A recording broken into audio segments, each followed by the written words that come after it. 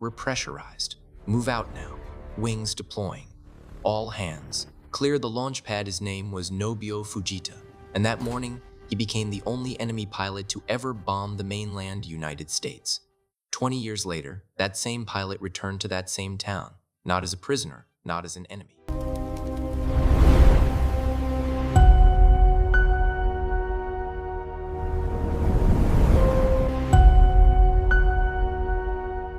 Nine months after Pearl Harbor, a Japanese submarine surfaced off the coast of Oregon. But this was not an ordinary submarine. Hidden inside a watertight hangar on its deck was a small airplane. Minutes later, that aircraft would rise from the Pacific Ocean, cross the Oregon coast, and drop bombs on the continental United States. Not on Pearl Harbor, not on an island in the Pacific, not on a distant battlefield, on American soil. And 20 years later, the pilot who carried out that attack would return to the same town, not in handcuffs, not as a prisoner, not as an enemy, but as a guest. He would shake hands with Americans who had grown up fearing his name. He would give the town a samurai sword that had flown with him during the war. And decades after trying to set Oregon's forests on fire, he would stand in those same woods and plant a tree. This is the strange, almost unbelievable story of Nobuo Fujita, the Japanese pilot who bombed America and then came back to ask for peace. September 9th, 1942. The Pacific Ocean was dark beneath the early morning sky. Somewhere off the southern coast of Oregon, the Japanese submarine I-25 surfaced. It was long, steel, and exposed. For most of the war, submarines survived by remaining invisible. They moved beneath the surface. They attacked from the darkness. They disappeared before anyone could strike back. But I-25 had to come up, because on its deck was something too large to use underwater, a small floatplane. The aircraft was called the Yokosuka E-14Y. The Allies gave it the code name Glenn. It was not a powerful bomber. It was not fast. It was not built to fight American fighter planes. Its wings folded inward. Its floats could be removed. Its body could be stored inside a narrow metal hangar attached to the deck of the submarine. That was what made it so strange. Japan had created an airplane that could hide beneath the ocean. When I-25 surfaced, the crew could pull the plane from its hangar, unfold the wings, attach the floats, and launch it before American patrols discovered them. A flying machine carried across the Pacific inside a submarine. It sounded like something from a war movie, but it was real, and that morning, it carried a mission that had never been attempted before. The pilot was Nobuo Fujita. Behind him sat his observer, Shoji Okuda. They were alone. No nearby airfield, no rescue team waiting behind them. Only a rough course, limited fuel, the enormous Pacific Ocean, and 2 incendiary bombs. Japan did not expect this one small plane to destroy America. It could not. The mission was about something else. Months earlier, American bombers had carried out the Doolittle raid over Japan. The physical damage had been limited, but the psychological effect had been enormous. For the first time, Japanese civilians had seen enemy aircraft in their own skies. Japan wanted Americans to feel something similar. The lower 48 states still seemed protected by distance. The war was happening in Hawaii, on remote islands, across oceans, far from ordinary American towns. Japan wanted to prove that the mainland was not untouchable, and Oregon's forests seemed like the perfect target. The Pacific Northwest was filled with timber, miles and miles of dense forest. Japanese planners hoped that dry weather and strong winds could turn those forests into a massive firestorm. The flames might overwhelm firefighters. Military resources could be pulled away from the Pacific. Fear could spread along the West Coast. Maybe Americans would begin to wonder whether more attacks were coming. But the plan depended on one thing Japan could not control: the weather. In the days before the attack, rain had fallen across southern Oregon. The forest floor was wet. Brush was damp. The conditions were wrong for a giant wildfire. But nobody aboard I-25 knew that. Before dawn, the submarine crew began preparing the aircraft. Every second on the surface was dangerous. A submarine exposed in daylight could be spotted by a patrol plane. An American ship could appear over the horizon. The aircraft could be destroyed before it ever left the deck. So the crew worked quickly. They unfolded the wings, attached the floats, repaired the engine, loaded the bombs. Then Fujita climbed into the cockpit. Ahead of him was an unfamiliar coastline, a country at war with his own, and an entire continent waiting beyond the fog. The engine came alive. The aircraft shook. Then the launch mechanism fired. The little floatplane surged forward, and in seconds it was airborne. Below, the submarine turned toward the open ocean. Soon it would dive beneath the surface, leaving Fujita and Okuda alone in the sky. Kita flew east. The Oregon coast emerged through the morning mist. Deep valleys, a horizon covered in trees. For people living near Brookings, it began like any other morning. Families woke up. Workers prepared for the day. Doors opened. Fishermen looked toward the water. Nobody expected an enemy plane to be moving through the clouds above them. Fujita crossed inland. Below him was the forest Japan had chosen as a target. It stretched for miles, dense. Under the wings of the aircraft were 2 incendiary bombs. They were not meant to destroy a city in one explosion. They were meant to start something larger. A fire that could spread through dry timber. A fire that could burn for days, weeks. A fire that could make the American mainland feel vulnerable. Fujita descended. He chose his target, then released the first bomb.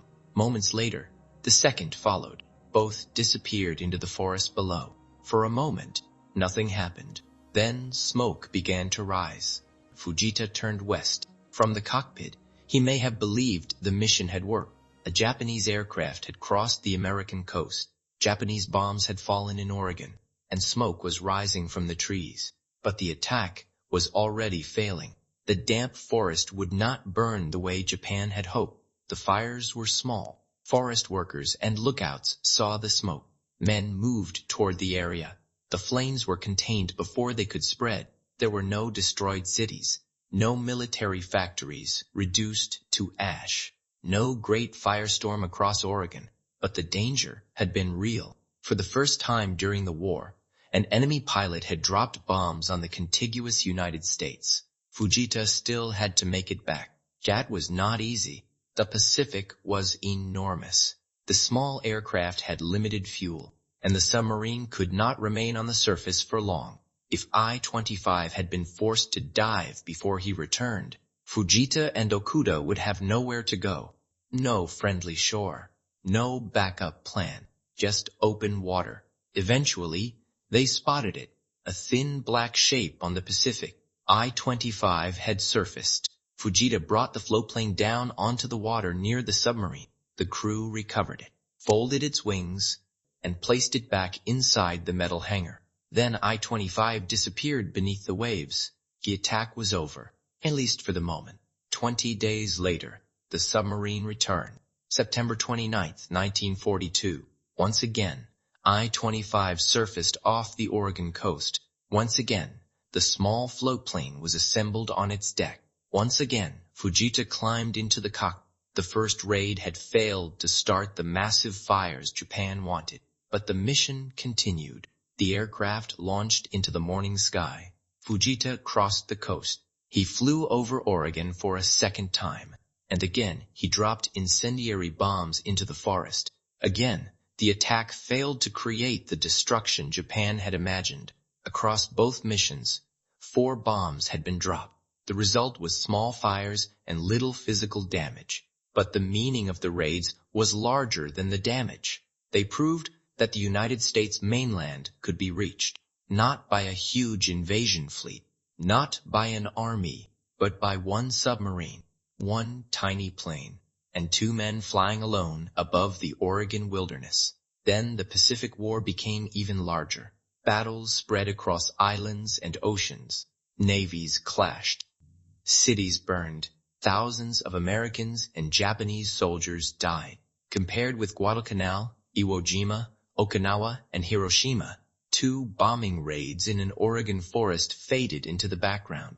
For many Americans, the story disappeared. For Nobuo Fujita, it never did. Japan surrendered in 1945. The empire that had once pushed across the Pacific collapsed. Former soldiers, sailors, and pilots returned to a country devastated by war. Fujita returned to civilian life and tried to move forward, but Oregon remained part of his memory. The forest, the smoke, the small American town near the coast, the place where he had once flown with bombs beneath his wings. He had every reason to believe that the people of Brookings would hate him forever. The war had caused wounds that did not disappear when peace was signed. American families had lost sons in the Pacific. Japanese families had lost fathers, homes, and entire cities. Forgiveness was not automatic. For many people, it was not even possible. Then, in 1962, something unexpected happened. Brookings was preparing for its annual Azalea Festival. It was meant to be a celebration of spring, a town looking toward the future. Someone suggested an idea that sounded impossible. Invite Nobuo Fujita.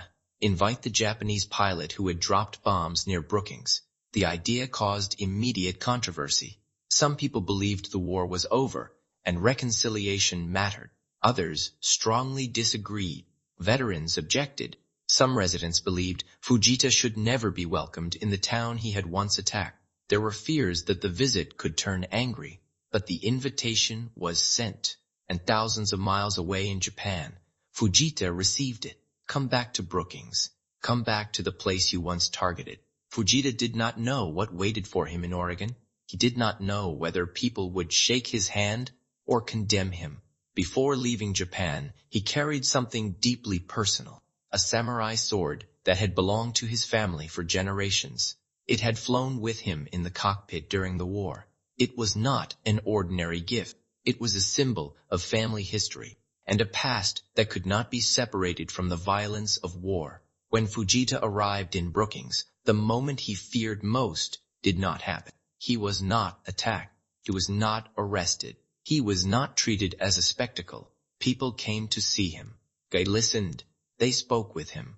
And for the first time, the town came face to face with the man who had flown over their forests 2 decades earlier, not as a shape in the clouds, not as an enemy in a newspaper headline, but as an aging man standing in front of them. Then Fujita presented the samurai sword to the people of Brookings, not as a trophy, not as a symbol of victory, but as a gesture of peace.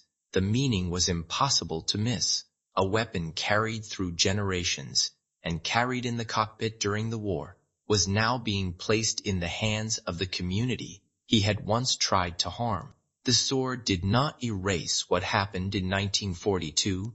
It did not make the bombing acceptable. It did not remove the pain of war, but it created a bridge between a former enemy and an American town, a bridge between memory and forgiveness. And the story did not end with one visit. Fujita returned to Brookings again over the years. He met local families. He spoke with students. He helped create connections between Americans and Japanese people who had never experienced the war themselves. The town that had once existed only as a target on a wartime map became something else. A place of regret, a place of memory, and eventually, a place of friendship. In 1992, 50 years after the bombing, Fujita returned to the Oregon forest where his bombs had fallen. The war was long over. The smoke was gone. Trees had grown. The hills were quiet again. And there, in the forest he had once tried to burn, Fujita planted a small redwood tree. He called it a symbol of friendship and peace. 50 years earlier, he had flown toward that forest carrying bombs. His mission was to turn trees into fire, to create fear, to prove that war could reach America. Now he stood in the same place holding a young tree, something that required time, something that needed care, something that could outlive him. A bomb can destroy in seconds. A tree grows for generations. That did not change the past. It did not make the attack disappear, but it changed the meaning of his return. Fujita was not welcomed because people forgot the war. He was welcomed because they remembered it, and then chose not to pass the hatred forward. In the years that followed, the city of Brookings named Nobuo Fujita an honorary citizen and an ambassador of goodwill. It remains one of the strangest endings in American wartime history. A Japanese pilot carried out the only enemy-piloted bombing mission over the contiguous United States during World War II. Then, decades later, the town connected to that attack welcomed him back, not because the attack was small, not because war no longer mattered, but because people decided that memory could become something more than revenge. Nobuo Fujita died in 1997, but his story did not end with him. Near Brookings, the forest still stands. The bomb site can still be visited. There are trees, wind moving through branches. It does not look like a battlefield. There are no shattered buildings, no ruins, no scars visible from the sky, only a quiet landscape that has had decades to heal. Most people who pass through Oregon will never know that enemy bombs once fell there. They will not know that a Japanese submarine surfaced offshore. They will not know that a small airplane came out of a steel hangar on its deck. They will not know that one pilot crossed the ocean to bring war to the American mainland. And they may never know what happened afterward. The invitation, your return, to peace.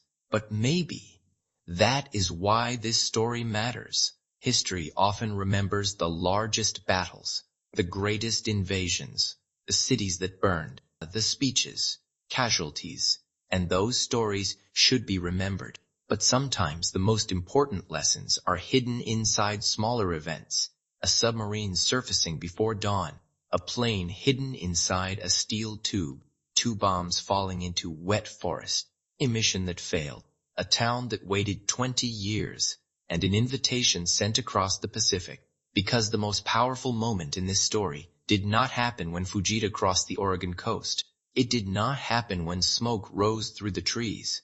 It happened years later, when a town chose to invite the man who had attacked it, and when that man chose to return, not to defend what he had done, not to rewrite history, but to face it, to listen, and to leave behind something better. The sword was once a weapon. The forest was once a target. The pilot was once an enemy. But none of those things had to remain what they were forever. That is the lesson hidden inside Nobuo Fujita's story. Wars can cross oceans. Bombs can fall from the sky. Fear can turn strangers into enemies. But after the smoke clears, people still have a choice. They can hold on to the hatred, or they can build something else. And sometimes that choice becomes more powerful than the war itself.